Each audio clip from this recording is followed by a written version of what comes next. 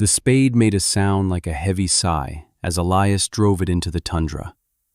It was a clean, wet sound, the sound of living earth giving way.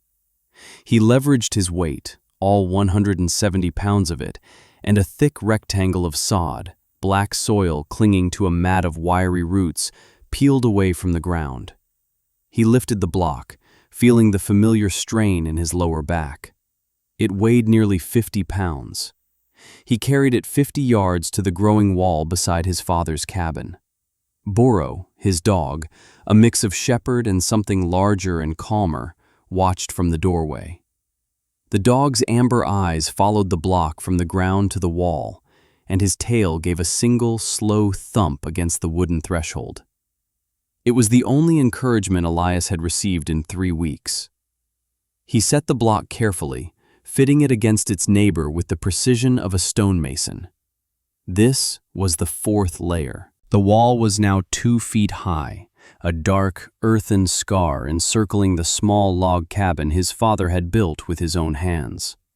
From a distance, it looked like a defensive rampart, a strange and pointless fortification against the vast, empty landscape of the north. What in God's name is that boy doing? The voice belonged to Silas Croft, his nearest neighbor, if you could call a man who lived 2 miles down the valley a neighbor. Silas sat atop a tired-looking gray mare, his face, weathered as an old boot, creased in a look of profound confusion. He had reined in his horse at the edge of Elias's cleared land and was staring at the low, circular wall. Elias placed another sod block before turning to face him. He wiped a smear of dirt from his forehead with the back of his wrist. "Building," he said. The word was quiet, simple. "Building what?" Silas scoffed, a dry, rasping sound. "A pen for a giant's sheep? That's the craziest thing I've ever seen. You're hemming yourself in, boy. A wall like that'll do nothing but catch the snow. You'll be buried till May." Elias looked at the wall, then back at Silas. "It's not finished." "Finished?" Silas laughed, a short, sharp bark that made his horse shift uneasily. "I should hope not. What's the plan? Build it to the roof line? Live in a sod house like some poor prairie grubber? Your father built a fine cabin, good timber, tight seams. A disgrace to bury it in dirt." "I'm not burying it," Elias said, his voice even. He did not argue. He did not explain the diagrams in his father's journal, the strange, looping handwriting that spoke of thermal mass and nested warmth, of the way the earth itself could be a blanket. His father had been a reader, a thinker, a man who saw the world in principles of physics and pressure, not just tradition. The other trappers and homesteaders had thought him odd too. "Looks like burying to me," Silas said, shaking his head. He nudged his horse forward, circling the structure. "Wait until winter.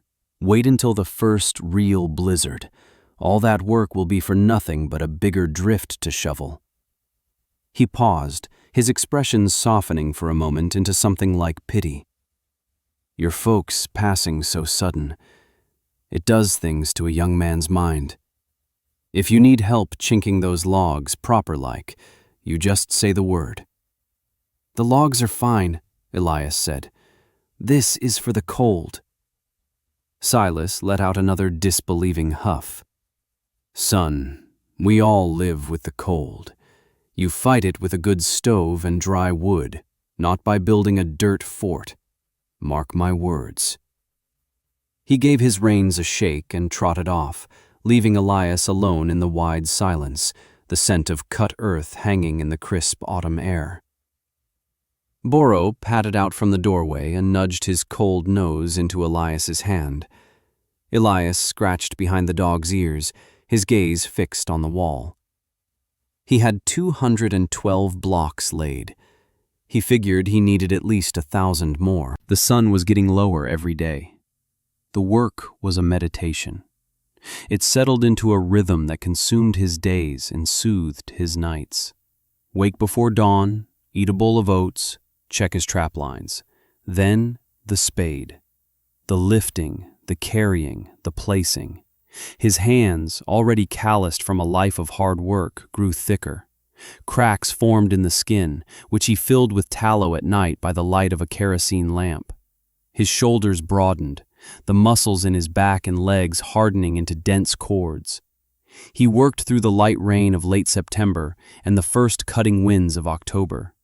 He lost track of the days, measuring time instead by the height of the wall. 4 feet, 5 feet. Martha Gable came by on a Tuesday, or what he thought was a Tuesday. She carried a basket covered with a checkered cloth. She was a kind woman, with a face full of worry that she wore on behalf of the entire valley. "Elias, child," she said, her voice laced with genuine concern as she surveyed the structure.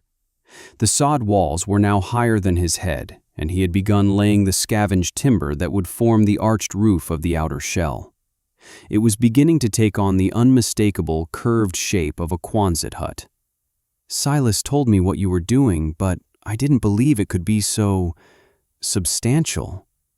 "Ma'am," he said, nodding to her. Boro wagged his tail, recognizing the woman who always brought scraps of bacon. "I brought you a stew," she said, placing the basket on a clean patch of grass. "You're working too hard. And for what, dear? This thing. It's the talk of the settlement. They say you've lost your senses to grief." "I'm fine, Mrs. Gable. Thank you for the stew." "A good stone chimney is what you need, Elias, not this," she insisted gently. "Your father's chimney never did draw right. A bit of mortar, a few new stones, that would keep you warm." "This will be warmer," he said. It was the most he had explained his purpose to anyone. From behind her, a younger woman appeared, carrying a small sack that smelled of fresh bread. It was her niece, Anna, who had come to stay with her for the season. She had quiet eyes that seemed to see more than most. She didn't look at the structure with pity or mockery, but with an open, honest curiosity. "Why sod?" Anna asked. Her voice was as soft as her aunt's, but held a different quality. Not concern, but inquiry. Elias hesitated. It was the first real question he'd been asked. "It holds the heat," he said, looking at her directly, "from the ground, and it blocks the wind, all of it." Anna nodded slowly, her gaze tracing the curve of the timbers he was setting. "So the cabin is inside, and this is like a second, bigger cabin around it?" He was surprised by her immediate understanding. "Yes. And the space in between?" "An airlock," he said, the term sounding strange and technical in the open air. "A buffer. The cold gets trapped there, but it can't reach the inner walls." Martha Gable just shook her head, patting his arm. "You eat that stew while it's hot, you hear? Don't work past dark. The nights are getting a bitter edge." As they left, Anna glanced back over her shoulder. She offered him a small, hesitant smile. It felt more warming than the midday sun. He watched them walk away, then turned back to his work, a renewed strength flowing through him. He had 1,000 blocks to lay, and the first snowflakes had already been seen on the high peaks. That night, he sat at his father's small desk, the journal open before him. The lamplight cast a warm glow on the page, illuminating the spidery script and the detailed drawings. One diagram showed a cross-section of his project, a small inner box, the cabin, a larger curved outer shell, the sod Quonset. In the space between, his father had written, "The captured air, a coat for the house. The earth gives its heat slowly. The wind steals it quickly. This design keeps what the earth gives and denies the wind its theft." Below it, a calculation in degrees and BTUs that Elias didn't fully understand, but he understood the principle. He had felt it in the hollows of snowbanks, where the temperature was always degrees warmer than on the exposed surface. His father hadn't been mad. He had been observant. Elias traced the drawing with his finger. He was not building a wall of grief. He was building his father's last, untested idea. He was honoring him. By the first week of November, the frame was complete. He had used salvaged timbers from an old collapsed barn, bending them with steam and patience until they formed a perfect semicircular arch over the cabin. The peak of the Quonset roof stood a full 6 feet above the cabin's own roof ridge. The structure was immense, dwarfing the cozy home within it. He began the painstaking process of laying the final sod blocks over the arched frame, packing them tightly, overlapping them like immense green shingles. He worked on a ladder, Boro watching from below, whining softly whenever Elias climbed too high. The laughter from the settlement had mostly faded, replaced by a kind of quiet, head-shaking acceptance. He was the sod boy, the eccentric young man on the hill building his earthen cocoon. They left him to it. He hauled and stacked his winter firewood not beside the cabin door, but inside the shell, in the wide 3-foot gap between the sod wall and the log wall. He stacked it high and deep, a whole winter's worth, protected from the snow and wind.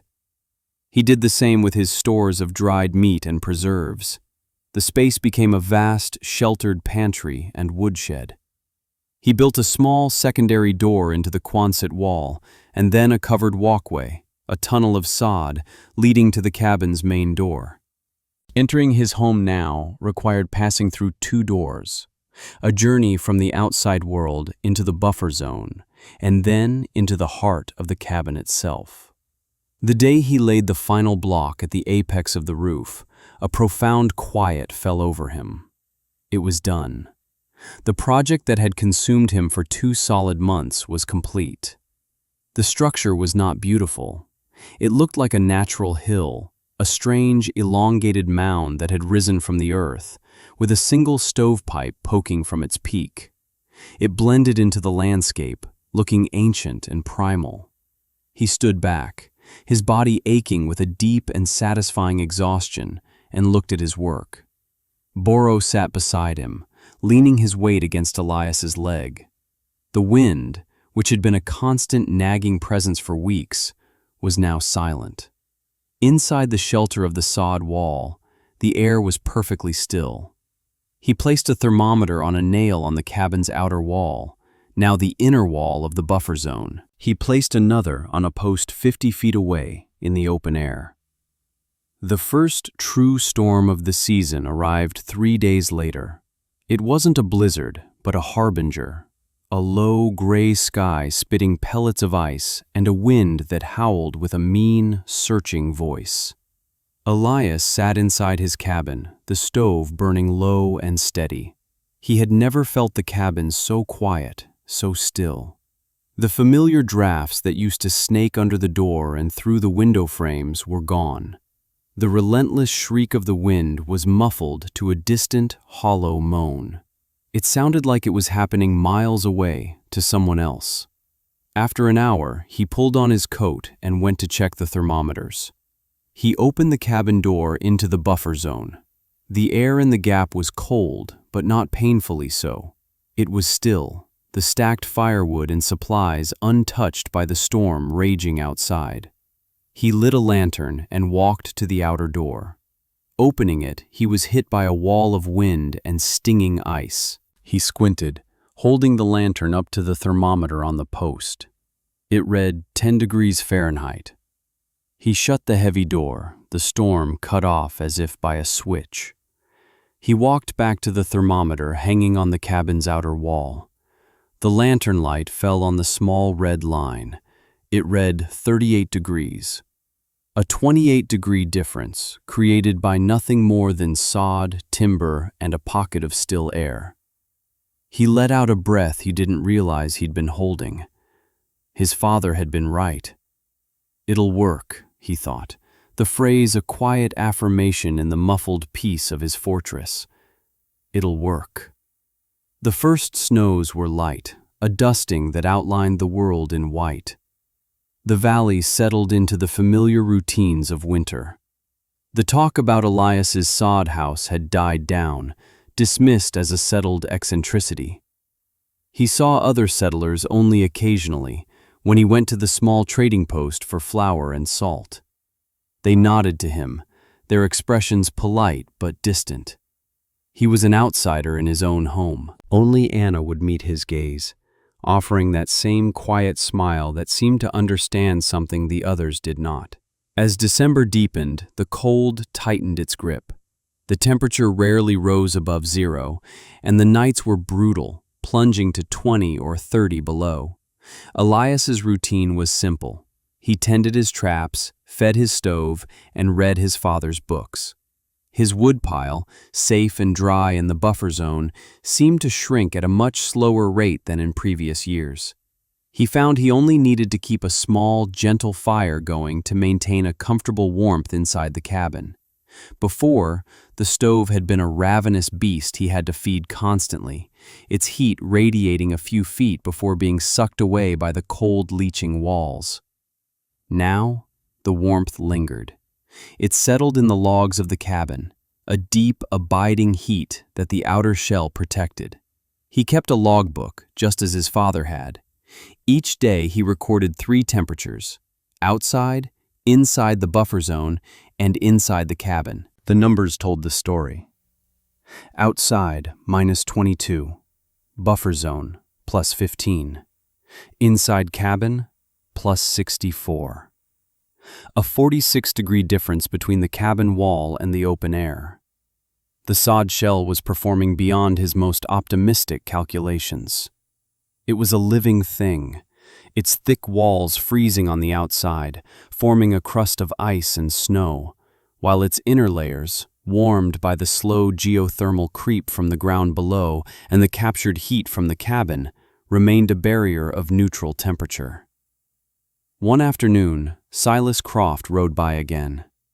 The snow was a foot deep, and his horse's breath plumed in the frigid air. He stopped, not close this time, but at a distance, and simply stared. The sod house was now covered in a thick blanket of snow, making it look even more like a natural part of the landscape. The only sign of life was the thin curl of smoke rising from the stovepipe. It was a much thinner curl than the plumes rising from his own or any other cabin in the valley. A thin plume meant a small fire.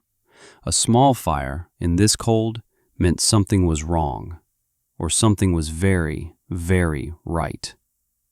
He watched for a long time, his expression unreadable, before finally riding on without a word. The warning started in mid-January. An old trapper, a man who had spent 60 years reading the signs of the sky and the behavior of animals, came into the trading post with a grim look on his face. "She's coming," he announced to the room. "The kind we see once a generation. The snowshoe hares are already white as ghosts and burrowed deep. The wind's been talking from the north for a week. A real killer." A nervous energy settled over the valley. People doubled their efforts, banking snow against their cabin walls, felling extra trees for firewood, checking the seals on their windows. The work was frantic, a race against the sky. Elias, however, was calm. He was already prepared. He had over a cord of wood stacked and dry inside his shell. His supplies were secure. He spent his days reinforcing the outer door and clearing the snow from the roof of the Quonset to prevent the weight from becoming too great. The sky began to change 2 days later. It turned a strange, yellowish gray, and the sun became a pale, hazy disk. The air grew unnaturally still and heavy, and an oppressive silence fell over the mountains. Boro whined low in his throat, pacing nervously between the cabin and the door to the buffer zone. He would not go outside. "It's all right, boy," Elias said, stroking the dog's thick fur. "We're safe in here." The storm hit just after dusk. It did not arrive with a roar, but with a whisper. A few snowflakes drifted down, then a few more. Within an hour, the air was a blinding, swirling torrent of white. The wind began to pick up, a low moan that quickly escalated into a high-pitched, furious scream. It was a physical presence, a solid wall of force that slammed against the sod house. Inside the cabin, Elias stoked the fire. He sat at his table, listening. He could hear the storm, but it was a distant thing, a monster raging against the outer walls of his fortress. The cabin itself was an island of tranquility. There were no drafts, no rattling windows, no howling of wind through the eaves. The only sounds were the crackle of the fire and the steady breathing of his dog. He got up and walked into the buffer zone. The air there was cold, but absolutely still. He could feel the vibration of the wind through the thick sod walls, a deep thrumming, but not a single flake of snow penetrated the space. His woodpile was untouched. He felt a profound sense of security, of rightness. He slept soundly that night, the storm's fury a lullaby. He woke the next morning to an eerie, dim light. The windows were completely dark. He opened the cabin door and stepped into the buffer zone. The space was lit only by the lantern he carried. He walked to the outer door and pushed. It wouldn't budge. He pushed harder, putting his shoulder into it. It gave way with a scraping sound, revealing a solid wall of snow. He was buried, just as Silas had predicted. But Silas had been wrong about what that meant. It did not mean he was trapped. It meant he was insulated. He spent the day in a peaceful routine. He fed the stove sparingly, read, and carved a small wooden bird. The storm raged on, its voice a constant, muffled howl. He had no idea if it was day or night. Time ceased to have meaning. There was only the storm outside and the warmth inside. On the third day of the blizzard, he heard a new sound. It was a faint, frantic thumping against the outer door. Boro heard it too, and let out a low growl, the fur on his neck rising. Elias quieted him with a hand. He took his shovel and went to the outer door. It took him 10 minutes of hard digging to clear away enough of the packed snow to open it a crack. A figure, crusted in ice and snow, stumbled through the opening and collapsed onto the floor of the buffer zone. It was Silas Croft. His face was pale with exhaustion and fear, his beard frozen solid. "Elias," he gasped, his voice a ragged whisper. "Thank God. The wind. It took the whole west side of my roof. The snow. It's halfway to the ceiling. We're freezing." Elias didn't say a word.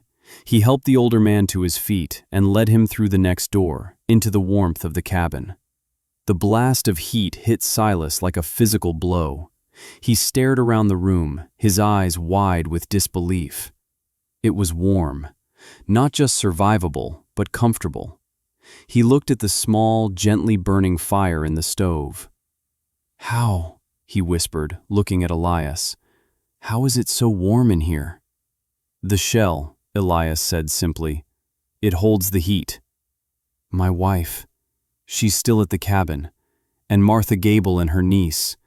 Their chimney is blocked. The smoke is filling the house. They're all freezing. We need to get them." Elias nodded. He pulled on his heaviest coat, grabbed a coil of rope and 2 lanterns. "Stay here. Keep the fire steady." He tied the rope to the doorframe of the Quonset and the other end around his waist. He handed Silas a shovel. "Keep the entrance clear. I'll be back." Plunging into the blizzard was like diving into a chaotic frozen sea. The wind tore at him, the snow so thick he couldn't see his own feet. But he had the rope.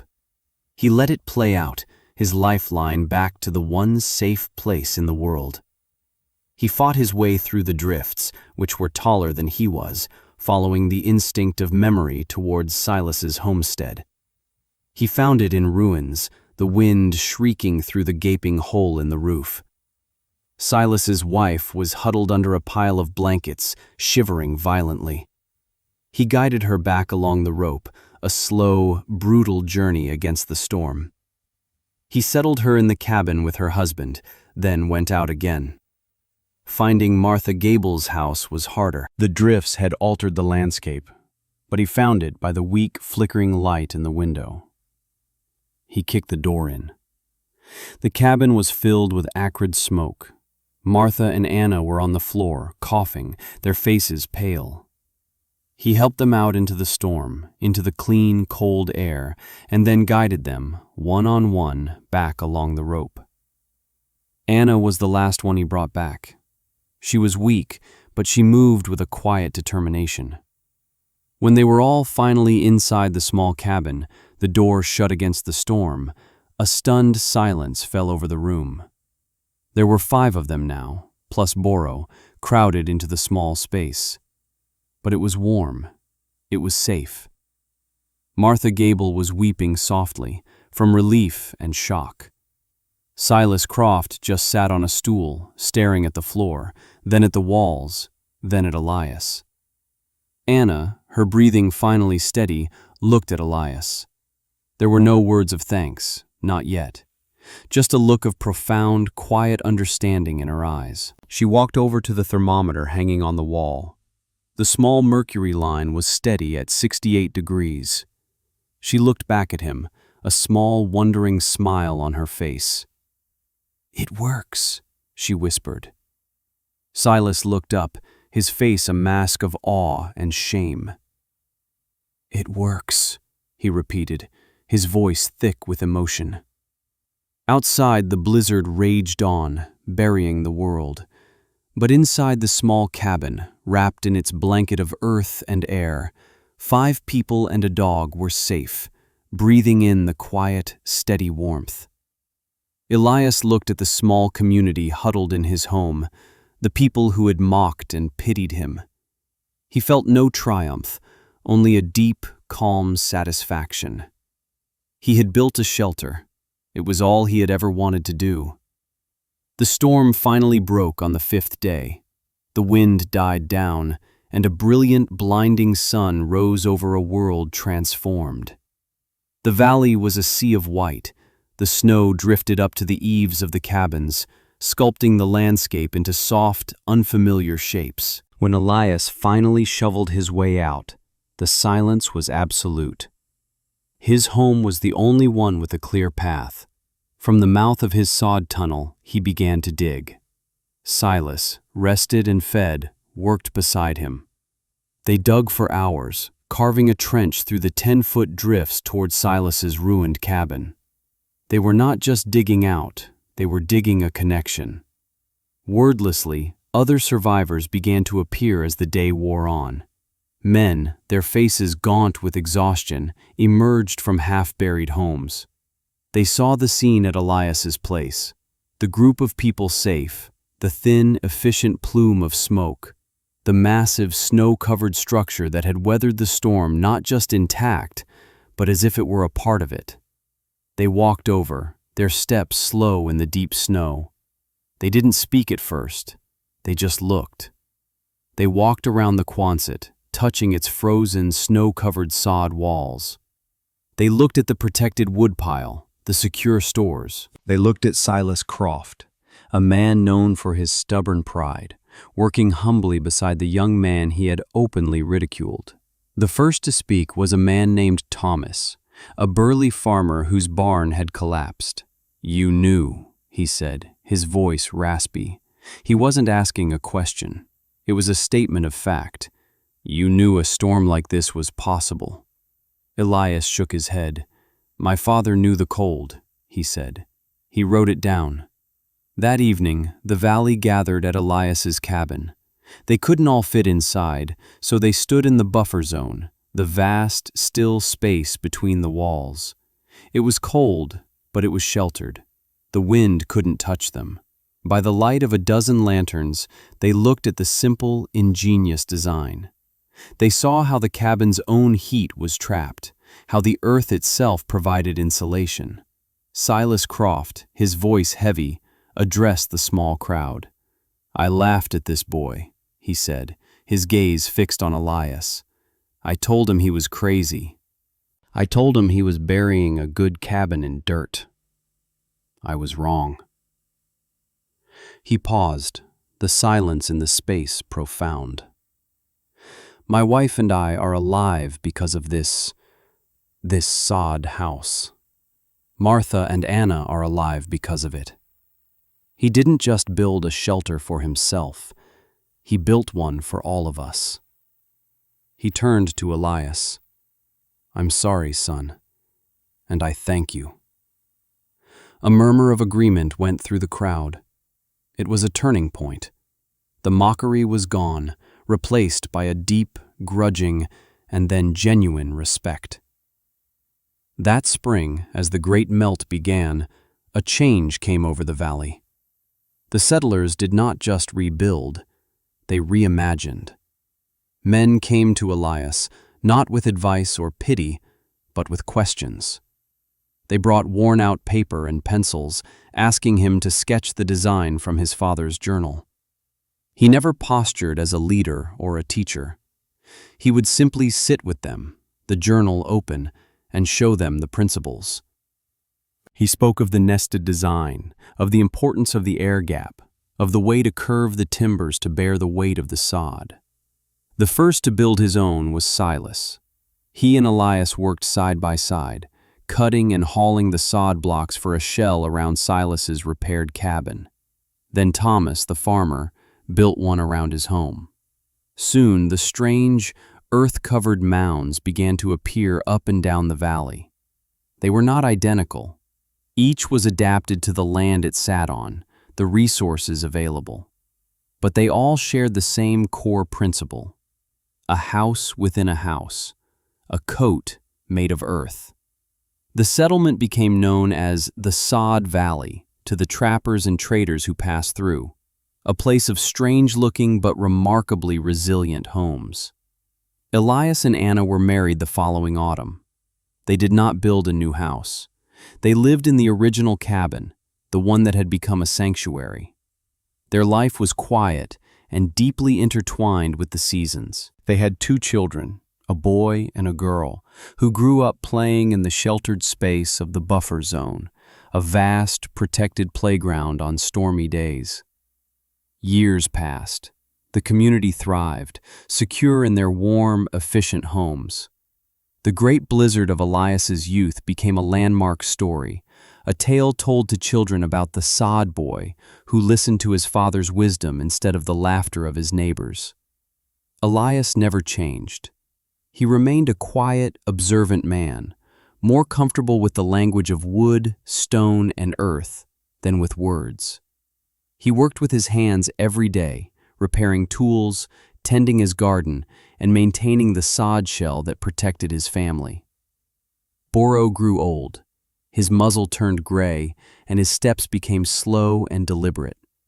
He spent most of his days sleeping by the stove, his familiar, reassuring presence a constant in the cabin.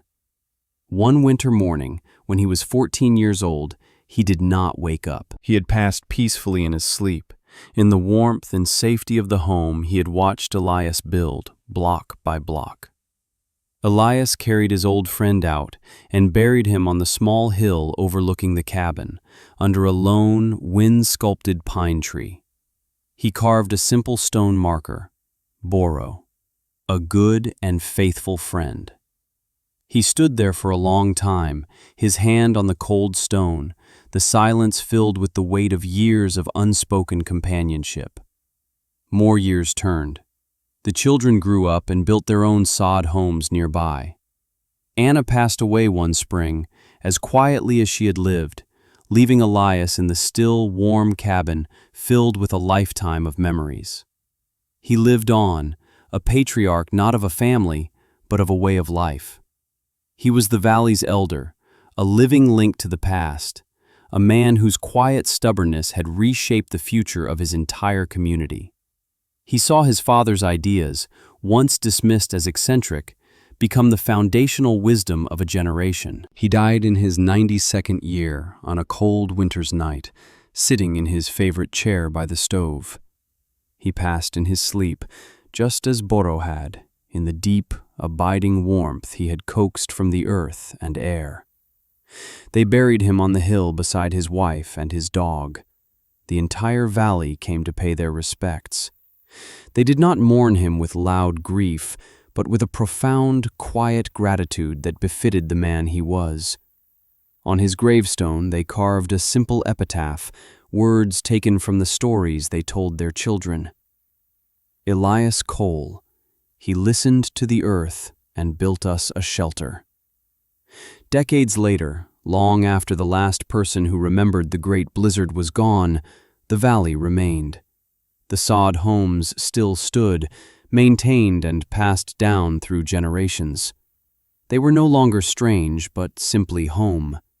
And on the hill overlooking the settlement, the original structure, the first sod Quonset, was still there.